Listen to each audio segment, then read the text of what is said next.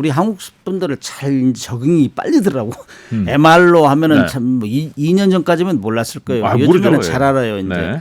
메인터넌스, 리페어 앤 오버홀 그러는데 네. 함정에서는 그렇게 표현해요. 어떤 때는 뭐 오퍼레이션 마지막 오를 오퍼레이션 이렇게 얘기하고 그래요. 근데 이제 아무튼 이거는 어떤 장비 배를 만들면은 처음 태어났을 때부터 폐기할 때까지 네. 뭐 수리해주고 그다음에 부수품 갈아주고 성능 개량해주고 이런 것들 전 과정을 하는 걸 MRO 그래요. 네. 근데 이제 미국이라는 나라가 함정 건조 영국에서 미국으로 넘어갔고 미국에서 또 일본으로 왔고 네. 그리고 우리가 또 조선 능력이 뛰어나고 그것이 지금 중국으로 갔단 말이죠. 그렇죠. 이런 상황이기 때문에 아무튼 미국은 과거에 비해서 조선 건조 능력이 좀 쇠퇴하고 있다. 그런데 한국이나 일본은 아직까지는 잘하고 있어요. 그래서 미국에서 그걸 독려를 해도 기업들이 안 하려고 해요. 왜냐하면 존스법이라는 걸 만들어가지고 국내에서만 경쟁하게 만들었어요. 자기들이 그리고 물량 공급하니까 누가 하겠어요? 자기 것만 하면 되는 거예요. 물량 정부에서 딱딱 주니까 경쟁력이 떨어지죠. 네. 그런 것 때문에 상당히 이 조선 사업이 쇠퇴하고 있는 상황이기 때문에 함정을 수리하거나 새로 만들면 굉장히 힘들어요. 미국 내에서. 네, 그래서 요즘에는 이 중국한테 그게 이제 추월 당해가지고 중국 같은 경우는 군함 전투함수가 한 370여 척 되는데 미국은 한 290여 척. 아, 이제 갈수록 떨어져. 네. 근데 물론 항공모함은 미국이 가장 우수하고 큰 배는 많아요. 그런데 네. 숫자적인 면에서 그렇다 이거죠. 그러니까 정비할 능력이 부족한 거예요. 그래서 이제 지난 2월 달에 미국 해군성 장관이 델토로 해군성 장관이 와서 다 탐색을 했어요. 현대 조선소속하고 하나오션도 깜짝 놀란 거예요. 야, 대한민국 정말 대단한 기술이 있네.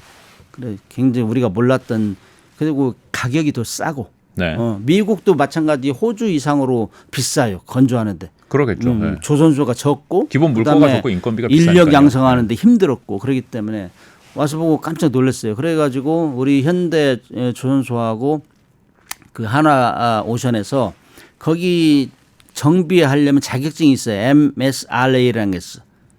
Mastership Repair Agreement라는 게 있어. 그게 네. 일종의 그 함정을 건조하려면 자격증 비슷한 거예요. MRO를 하려면 그 자격증이 필요하다는 그거를 거군요. 현대에서 먼저 신청했어요. 원래 1년 정도 걸리는데 네. 하나오션에서 신청한 하나오션은 한 7개월 만에 습득해가지고 현대가 먼저 시작했는데 네. 진입하기 위해서. 그런데 실질적으로 수주를 딴 거는 한화가 먼저 땄어요. 아, 현대도 그럼 면허는 받았나요? 면허는 받았어요. 아, 그럼 이제 정비사 자격증을 둘 다 가지고 있다. 두 개 다 가지고 있어요. 다른 회사도 들어가려고 아마 시도할 거예요. 그런데 이제 미국의 군함 시장이 한 20조 정도 된다고 하고 그다음에 전 세계적으로는 한 80조 정도 예상을 해요. 왜냐하면 모든 배는 태어나자마자 그 태어나서 퇴역할 때까지 다 이렇게 뭐 수리해주고 해야 되니까. 아, 지금 말씀하신 시장이라는 20조 전 세계. 시장이라, 그러니까 20조 시장이라는 미국 시장이라는 그렇죠. 것은 네네. 건조 시장이 아니라 이 MRO 시장. 네. MRO 시장이 그렇게 커요. 네. 배 많잖아요. 배 척수가 많잖아요. 오, 네. 특히 태평양에 제일 많기 때문에 네. 그런 것들을 과거부터 일본을 먼저 했어요. 일본에서는 먼저 하고 있었어요. 아, 미국 배를 일본에서 고쳐주고 있군요. 네. 네. 일본에서 미국이 주도해서 하는 거 있고 일본은 민간 조사 위탁해서 하는 거 있어요. 그게 한 연간 한 2천억 정도로 하고 있었어요. 그런데 네. 우리는 이번엔 막 소규모죠. 그러니까 처음으로 이제 우리가 하나오션에 따가지고 그 보급함 네. 그러니까 군수 지원함이라 거기 탄약 실현하려고 네, 유류 네. 실현하려고 그런 거 먹을 거 실현하려고 이런 배인데 이런 거를 이제 오버홀이라고 정기 수리하면은 거의 모든 장비를 분해 소지 비슷하게 하는 거예요. 네. 이거를 땄는데 한 그렇게 많지는 않아요. 한 200억 좀 더 넘지 않나 이렇게 추정을 해요. 얘기는 안 해주던데 그 정도 네. 일단 진입을 한 거죠. 아, 그러니까 네. 미국 시장에 진입하기는 굉장히 까다로워. MSRA 이런 게 획득해야 되고 와서 우리 인정받아야 되니까. 근데 그렇게 인정을 받아서 일단 발을 디뎌놨다는 건 중요한 거예요. 그렇게 되면은 여기서 이제 수리를 잘 해가지고 기간에 한 3개월 정도 이제 수리한다 하던데 그거를 깔끔하게 수리해가지고 그야말로 3배 정도로 만들어주면은 미국에서 깜짝 놀라겠죠. 그러면 어이 한국 정말 인정합니다. 네. 정말 감사합니다 하면서 앞으로 그러면 새로 만드는 배도 한번 해볼 거냐 이렇게 되면 우리는 막 대박 나는 거죠 이제.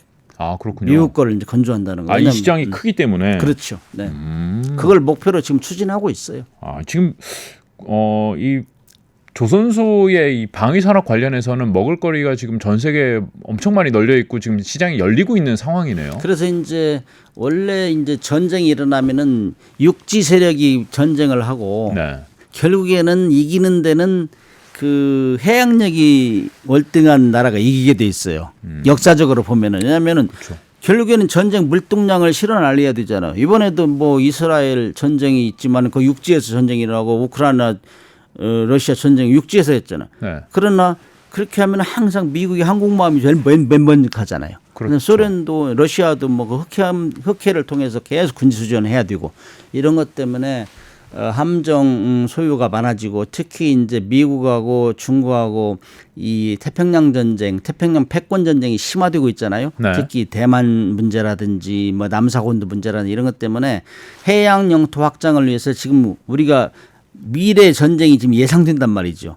그런 차원에서 호주도 지금 그래서 해군력을 키우는 것이고 그다음에 일본도 키우는 것이고 그다음에 일본 같은 경우는 미국 도움 없이 중국을 독자적으로 견제할 수 있는 수준으로 가고 있어요. 지금 법을 고쳐가지고. 네. 그렇기 때문에 일본도 해군력을 키우고 있고 우리는 과거에는 북한하고 계속 경쟁했었는데 이제는 북한은 우리가 압도한단 말이죠. 돈이 우리가 월등히 많으니까. 네. 그래서 북한이 함정 척수는 우리보다 많아요. 근데 함정이 많은 것들이 다 쉬운 말로 네. 그 우리 미사일 한 발보다 값보다 싼 것들이 많아요. 네. 근데 우리는 뭐 톤수에서는 월등히 압도하니까 그래서 우리도 이제는 우리 동서남의 바다를 지키기 위해서는 과거에 우리를 누가 유린했느냐, 과거에 우리가 얼마나 힘들게 했느냐 이걸 보면 다 답이 나오잖아요.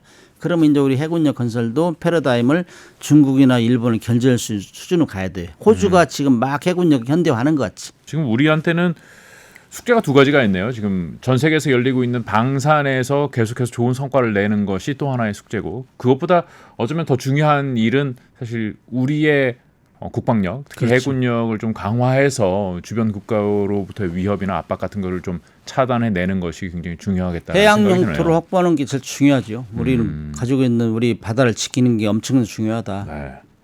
사실 최근 몇 년 동안 이제 방산 관련 이런 뉴스들이 많이 전해지고 있는데 이렇게 국방 얘기를 많이 하게 될 줄은 몰랐습니다. 아마 앞으로도 관련 소식을 계속해서 전해드리지 않을까 싶습니다. 오늘 말씀은 여기까지 듣겠습니다. 고맙습니다. 네, 감사합니다.